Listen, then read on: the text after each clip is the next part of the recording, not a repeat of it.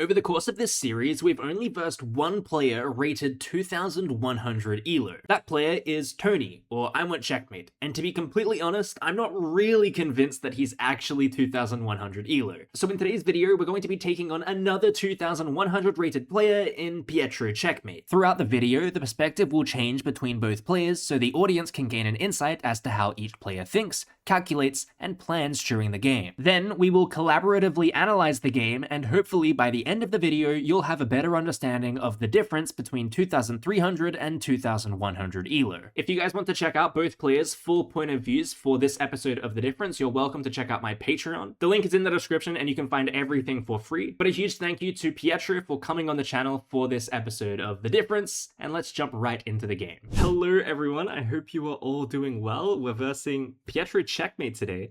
I've looked at Pietro's openings a little bit just because his shorts are always on my Instagram feed. I know he plays the London. So I'm gonna try and play something a little bit weird and get him out of his comfort zone a little bit, because we did speak for like 15-20 minutes before this recording, and he just gave me all of his darkest secrets about his openings for some reason.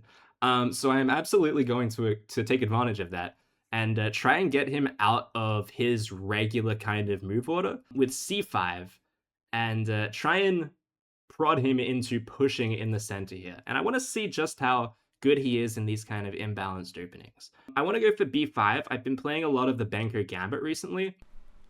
Wow, okay, b5. So he's going for a kind of Banco type of structure. Now, I do wonder whether he looked at my games and saw that I play f3 against this. And maybe he figured that this is kind of a hole in the way that I play against this setup. The idea is obviously to go for this and hold down the d5 square. Okay, so bishop e7 feels like it probably fails to this, and there's no g5. We could go e6 straight away, I suppose. That makes sense. e6 here takes, and then we could go bishop e7, and then if here we could go here. Okay, I like e6. It doesn't seem like it's actually doing too many negative things to the position. The question is, e6, is d6 a problem? Queen b6. Let's say e4. Then we could play g4, I guess. No, not really. e6 maybe works, but it's super complicated. I almost just want to play like bishop b7 and just put pressure on.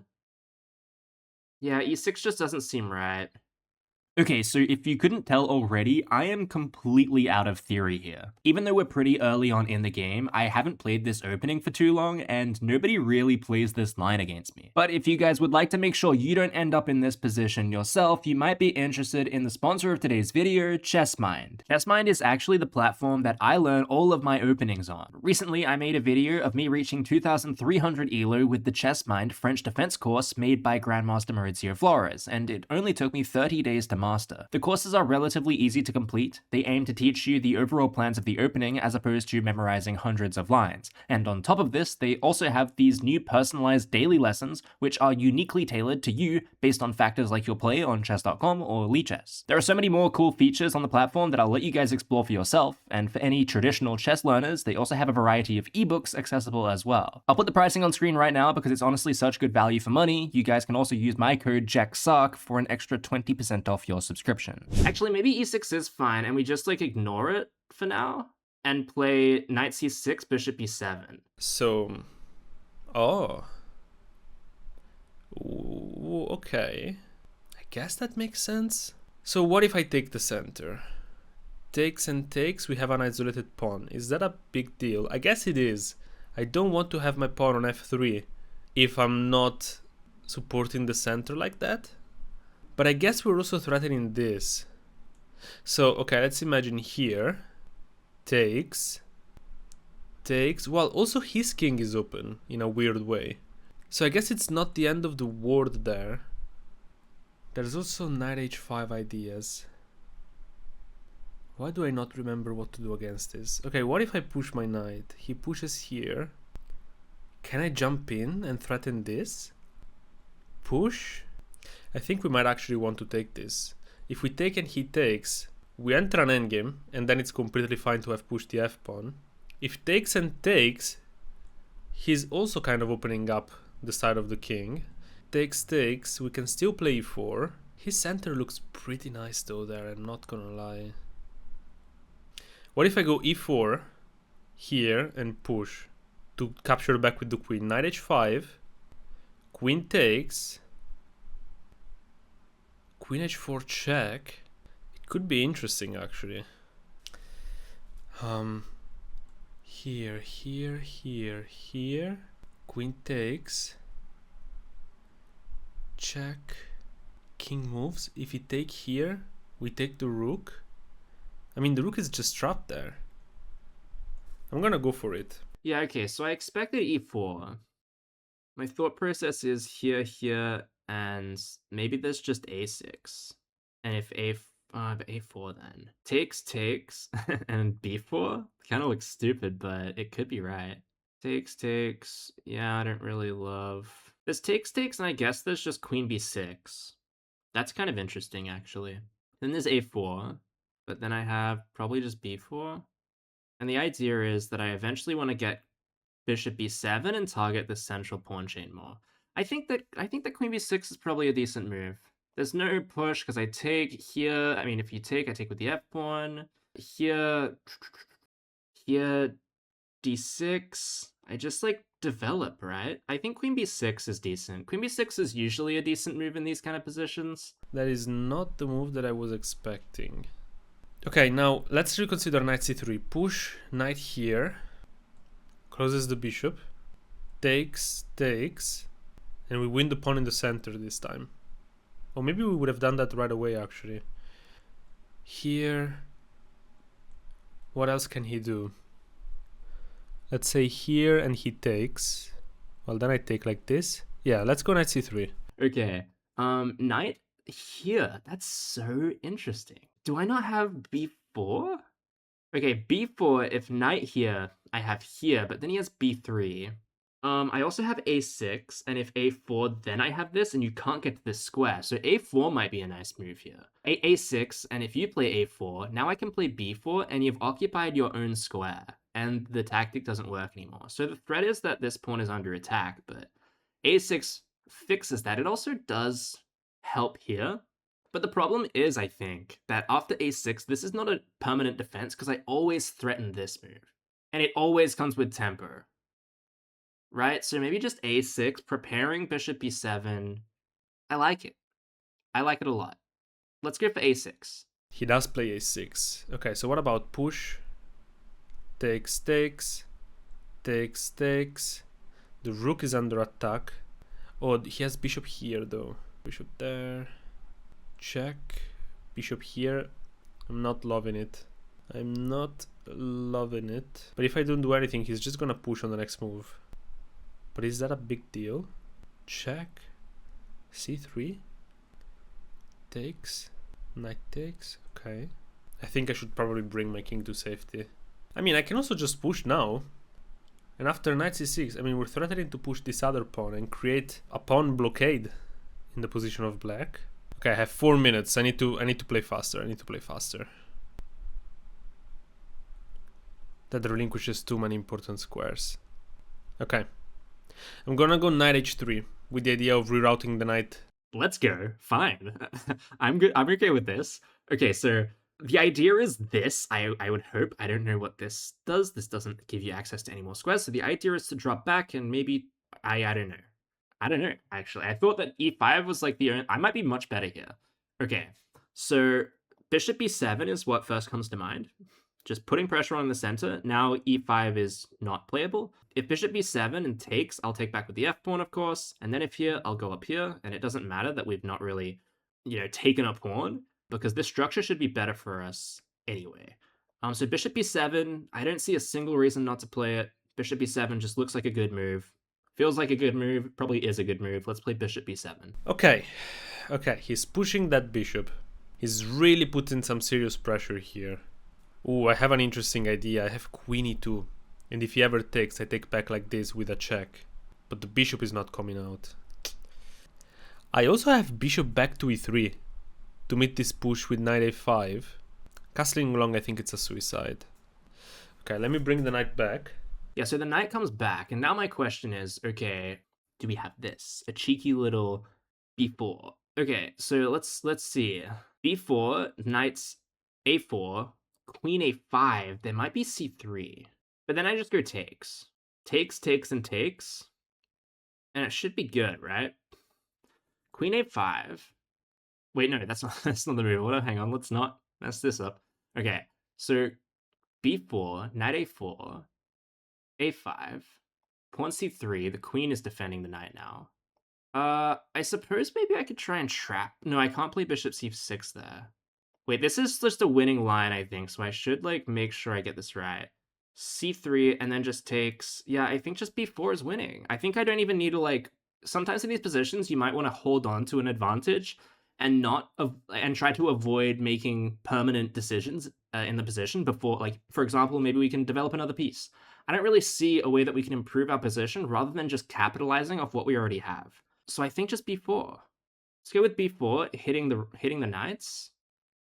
And let's hit the knight again by bringing the queen in. Oh, but that's not a check. But it is attacking the knight. But it is not a check.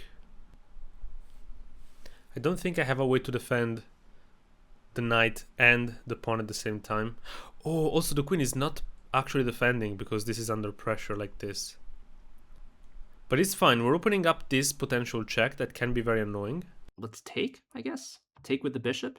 Makes the most sense. I'm kind of doubting myself now because I feel like my position's almost so good that if I mess something up now, it's like I must be one of the most stupid people in the world. But I think just bishop takes.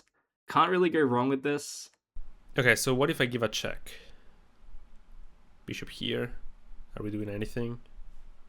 Probably not. If I go here to try and remove the knight from the bishop, oh, that could be actually an interesting idea. Because he cannot defend with another knight. I think that move has potential. Okay, that doesn't seem correct. Because now I can probably go bishop c6. The bishop's looking, the knight's looking pretty trapped. You don't want to go here, of course, because takes, and he just gets the free bishop. So the bishop probably has to move. You could play more conservatively, but I think he's going to double our pawns anyway, so we may as well come with a threat. Threat's pretty difficult to solve. Here, takes. If he checks, I'm just going to, like, bring my bishop. Let's drop the bishop back, hit the knights. So takes, check. Oh, check is completely winning there, actually. Okay, so he saw it. My knight is kind of trapped. Kind of trapped-ish. Now, if I give a check, let's say bishop here. My knight is getting smoked. So I could play here. Takes, check, king up, check, king back, and I don't have anything. But if I defend here, he can just take. That seems passive to me, just defending like that. Oh, I have 1 minute. Check. Here. Knight here. Who's gonna defend that pawn? King moves. I think I have to take first. If he takes with check, I can drop back. If he takes with the pawn... no, I can't drop back, but I can play b3. Wow, okay. Wait, huh? I just take here? I think he's blundered that I can just take with the queen. Oh, he takes with the queen, of course. I didn't realize. Of course. Well, now we're cooked. Now we're actually cooked. Oh, there is actually, like, some counterplay here. Oh, no, he can't long castle. Wow, yeah, this position is not great. Can I even play king d8? I mean, why not, right? King d8 stupid feels like a not terrible move. There is this. Why, oh why? Every course is bestowed upon me. Defend like this so he can take with the queen. He can take like this. He can also pin the knight. Oh my god. This is so bad. I spent way too much time and I was way too uncomfortable in the position. My king is looking hella sus. Hella sus. That's a good move. Where do I even go? I guess. So we can just check here, right? I see no reason to not just check. And then we can check back, right?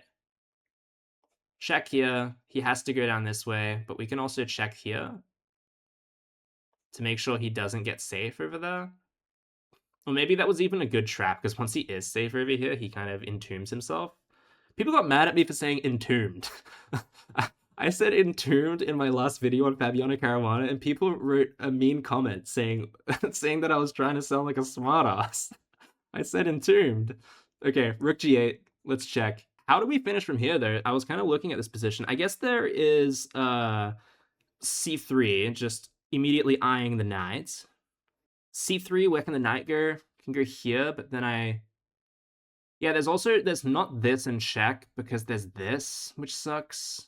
God, this is just finding the mating pattern now. Actually, if I go c3, does he have knight here? But then maybe I have this. Let's go c3. I don't think it can hurt. c3. Okay, he drops his knight. I don't think this is anything tricky. I think we just take the knight here and we can...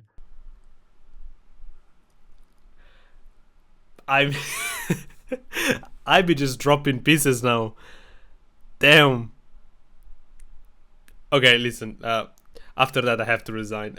You gotta win. Good game. We'll get into the analysis just now. Okay, amazing. So, yeah, as I was saying, I know that you play the London system, and I also played the London system when I first started playing chess before I changed openings. So I kind of just... I remember that. Yeah, I kind of just played what I thought I would hate playing back when I used to play the London system, and it's these C5 lines that are really annoying.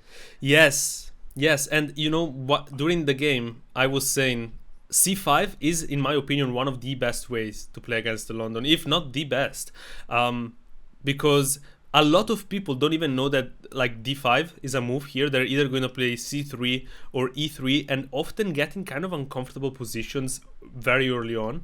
And even if you do enter D5, this kind of Benoni type of structure, it's a slightly better Benoni for black, because like, what is the bishop doing on F4? Yeah, exactly. Yeah. Are you familiar with this line? So D5 was played, and yeah, there are those lines with like C6 or C3, or even like this is a very popular line where people will play C3 here, and we'll get to this position where this is just objectively better for black. This is actually very similar to what we had when I versed Tony in the same series, but D5 is much better. Are you familiar with this line with Queen B6 after D5? Yes, I was hoping you would play this, because with this I actually have a good record. Yeah, I realized that I used to play this for white as well, and the reason that I didn't go for it is because I really liked it as white when I played the London. So I was like, by like logic, I think he'll probably like it too. Yes, I played a classical game recently in this line and got a crushing position because white wins so many tempos for the pawn. Yeah, it's such a... often the best move is to just go queen back and then all the way back or something like this, and then white takes the full center. Yeah, it's super difficult because it's like d5, f4, and then you build all this pressure up on this e5 square, and it's so like you need to put the queen back on c7, and I just wasn't comfortable in kind of going down that line because I only know how to play it from white. So I went for b5, more of a standard. I've been playing Banker, Blumenfeld, counter gambit kind of structures lately, so this b5 is really fun. And f3 is actually good. Wait, it's the best move? Did you know this? Yeah. Oh, I mean, this is my prep. So have you ever seen this? No, I've never seen this. I mean, to be fair, usually you don't get d5, so I'm not even convinced I've studied this before. Right. Yeah, that's weird. Almost nobody plays d5, but it's objectively much better than the other moves. Yeah, wait a minute. Let me see. Is b5? Oh, b5 is pretty popular, so I'm not sure how I haven't studied this. But f3, I was like sitting at it, and I thought it looked weird, and I played e6 to try and undermine it, which is a decent idea. Yeah. So e6 actually, it's a move that I don't think I've ever seen against this f3 move, but I think I spent a lot of time here because I was realizing, well, I can't really go e4. Like, I don't want to have the pawn on f3 in this position. Like, what is that pawn doing? The whole point is for me to basically since I'm not able to play c4, I'm preparing to put a pawn on e4 with f3. And since the king side is completely shut, it's not like you're going to be able to exploit the f-pawn being pushed. That's kind of the idea of playing f3 here. Yeah, exactly. Because I said the exact same thing. Like the queen can't even get out with a check because the bishop drops back. I was convinced that you could play c4 though. Yeah, c4 is playable. Yeah. C4 is a move. C4 is a move, but I don't remember how to deal with the pawn push. Like this is taking away so many vital squares, and if you try to like exploit the fact that the pawn is overextended or something, it's actually not. It's not that simple. The pawn is not really that overextended. I think, if I remember correctly. Maybe the computer disagrees. Yeah, I was kind of stuck here as well, and I thought f3. I thought it didn't matter. I thought that both of these moves were good, and I wasn't really sure how to tackle either of them. So e6 and e4 was the move that I kind of didn't really know what to do against. And then I found queen b6. Apparently b4 is best. I don't really know why, but queen b6. My idea was I'm defending the pawn. I'm also kind of keeping an eye on this d6 square because I thought that queen b6 and d6 at some point maybe was viable, so I always wanted to keep an eye on this square. And then I just thought, bishop b7 after, my knight's going to get to c6. I thought that I was developing pretty well here. Yeah. By the way, do you have the engine on? Yeah, I have the engine on. You can. It's okay. It's visible let me to do everyone. That too, then. Oh, you've been going without the engine? Yeah, it's visible to everyone watching as well. I feel like it's easier for people to follow along. With the engine. So did you consider taking in the center here? No, I thought it was too soon, and I thought it doesn't really. It's not flexible at all. Like once you've taken, you can't untake. And there's no reason to rush, right? Because you're not threatening to take here, because I'll take back with the f-pawn and play d5. You're not really threatening to play d6. You probably want everything to stay in the center as it is. So there's just no reason to rush and allow you to plan in a way that doesn't rely on the uncertainty of this center. Like once I've told you exactly how the center is going to shape up, you can now develop accordingly. But if I make you wait, you've got to kind of develop with everything in mind in the center, knowing, I might take at any point, I might play d6 at any point, trying to play e5, and I might just develop again. Like the uncertainty of what I'm going to do, I thought was valuable to black in this position. Right. So yeah, I didn't really consider because it. I thought that taking was kind of like a counter of my f3 move. I thought, well, now I played f3 for no reason. This is just stupid now. That was my idea, and so actually I was not going to take back. I had planned e5, which I see now is just a complete blunder. What's the and after this, I thought, okay, like the rook is trapped, and I thought this made sense. But I see that the engine is just a hater. Wait, it's not queen c7? It's knight c6. Oh. And the queen's gonna get trapped. That's crazy. You never see this because the bishop's always developed. This is a very rare kind of queen trap, I feel. Where you're probably. Are you just gonna? Yeah, you have all the time of the time in the world to just play here and here. Oh no, wait, but the king is. I think it's the bishop. How do you actually trap the queen? The knight's coming back, no? Oh, that's crazy. Oh, but there's this actually. Well, I did not see that. I didn't mean to do that. Okay, let's get on with the position. Knight c3, you ended up playing. Which again looked a little bit curious to me, but I get it's the best move. You're kind of in a position where, and this is like I did this on purpose, where I got into a position where I knew that you'd have to make very specific moves. I briefly considered b4, but I thought b4, knight a4, queen a5, and b6 I thought was just annoying because I didn't have a bishop anywhere useful yet. So I was like, okay, I'm going to play, instead of b4, I'm going to play a6, knowing that if you play a4, okay, this is bad apparently. I thought I had this. I thought this was a decent move, because now you can't play knight a4 because the pawn's there. Yeah, but I pushed the pawn with tempo. Yeah, I guess I can just go... And then I gain a4. Yeah, knight a4, and it's this square that's more important. The b6 square is why the engine doesn't like it. Yeah. Yeah, okay. So knight c3, and I thought, okay, a6 just waiting. Knight a... This is the best move. a6 seemed to make a lot of sense. I thought this made sense, but it didn't make enough, I thought. I thought it was just too slow. Like, I immediately saw your idea was to come back to f2, but I thought it was just a little bit slow. Yeah, I thought I need to get my king to safety. I need to finish development or something. I can't be just rerouting the same two pieces all the time. I didn't find the idea with a4. Um, and I guess if not for a4, what am I doing? Like I kind of considered pushing, but yeah, this is just not good.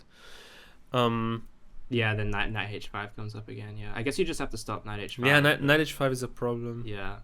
So you play knight. I mean, this is fine. At least, like, you have an idea. Like, I don't think it's the end of the world at all. And apparently, my move is not so great. So bishop e7.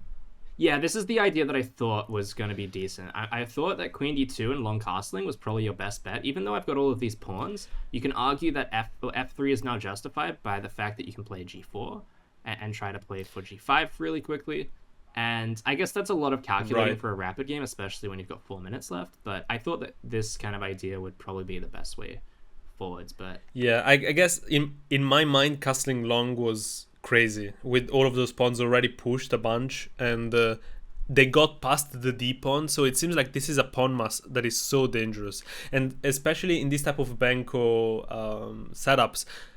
Black's play is usually all on the queen side, so it seemed to me like castling queenside was a suicide. I think the reason that castling queenside is not suicide is because I can never develop this bishop. Because if I play bishop e7, you're just going to push, and then I have to go back. And then if the bishop can't develop, I also can't develop or castle my king.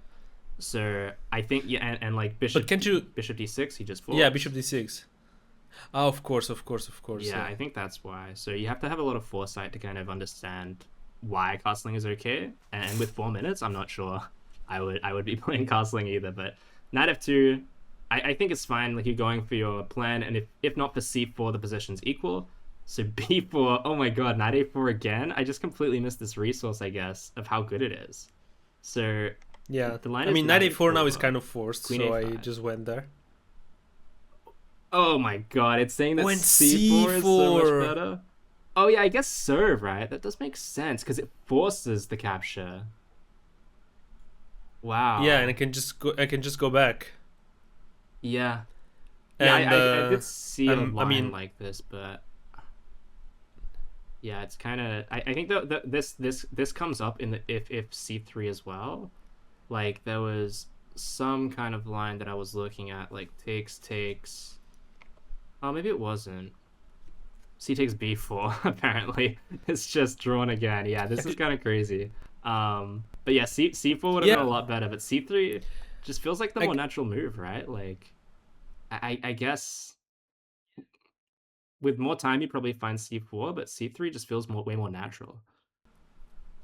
Yeah, c4, it's one of those moves that it's hard to consider. And once you consider it, then you realize it's good. But in a game, you're not really thinking of c4. Like, Yeah, what is exactly. c4? But I guess it makes sense because it's more committal, right? You either take me now en passant, and that's good for me, or I am shutting down your queen side. Yeah, exactly. It's way more forcing. And yeah, it doesn't give me the option to play e takes d, which is kind of why c3 was so good, because I took, and then you took. Again, you need to find this resource of takes, and bishop d2, which Yeah, I always missed traps the the queen. idea of going back. Yeah. But yeah, taking in the center kind of just allows me. Apparently, that's not even bishop takes is just completely drawn. Knight takes is forced. I thought that takes. What is the idea here? Knight e4 I was gonna take. Wait, what is the Whoa. move here? F takes? What? And then I thought bishop here. And then bishop c4. Apparently this is just completely winning for... I guess it is, right? You get castled. Wow, that's crazy how the position just flips on its head if you're not careful about it. And if you take with the bishop, this is just... You have to take, I guess, and the position flips on its head. I don't fully understand how that's so good. Well, Like, once you castle, like, you've got the open F file now. oh, D6 is coming. yeah. And this pawn is a problem for you. Yeah, e5, d6. Yeah, you have to play d6, and then e5 can be played anyway. Takes. Like, this looks very good for the line. Nice. Yeah. Damn, I completely missed this. But takes bishop yeah, g5. me too. Kind of a little bit wasteful. So I thought bishop c6 was nice. Just kind of getting some pieces off the board finally. Did you see this idea? Yeah, I saw it. I was like, damn, that's actually mate. I assumed that it was bad, and then I was like, oh wow, it's really bad. It's mate. So yeah, I was like, Yeah. can't take that first. I was hoping you would just kind of instantly recapture the knight. Yeah. Pop chess. So G takes, and then I realized that first of all, you blundered your knight. Oh yeah, here I just blundered my knight. And then I kind of realized, wow, King D8 is even really good. Like I can even just keep my king over here. And there's nothing you can really do like here, and then the rest of the game is kind of just down. How fast can I mate is the aim of the game. But yeah, that was a really cool because game. I'm not only losing a knight, but I'm like in a completely broken position. Yeah, exactly. Yeah. That's such a cool game there. I think that's the best theoretical battle we've had in the series so far. That game, I got to like halfway down my clock, halfway down your clock, and I was like, wait, we're on move 6. We've spent all of our time on this complex opening. We've like barely gotten into the middle game. Yeah, and these are those positions that I love and hate, because I mean, I hate because I tend to not have great results in them, but I love because they're so insightful in terms of like just raw chess. These lines are so interesting. Yeah, and this is like the kind of position that you learn from as well. Like this is what I was afraid of like a year ago. These positions kind of frightened me, and now they're like, these are the positions that I play for. I play chess, like load up a game to get into a position like this because they're just so fun. Like I like positional chess too, but this kind of open tactical chess that you can get with 1d4 openings, it is so fun in my opinion. Yes, and also these type of positions are those that you want to have in a classical game, because when you have the time to find those moves like c4 and stuff like that, you're gonna have such amazing games. Yeah, exactly. But yeah, this is such a good game. The analysis is dragging on for a little bit, so we will wrap it up there. But thank you so much for coming on the channel, Pietro. I'm sure we'll have you back on again. I've got a couple series going on, so I'll be sure to have you back. This is such a fun game. Man. Do you want to sign off for the viewers and say your final goodbyes? Thank you for watching. Don't forget to subscribe to Jack. Thank you, Jack, for having me, and I'll see you guys next time. Let's go. I'll leave all the links for Pietro in the description below. But yeah, thank you guys for watching. See you in the next one.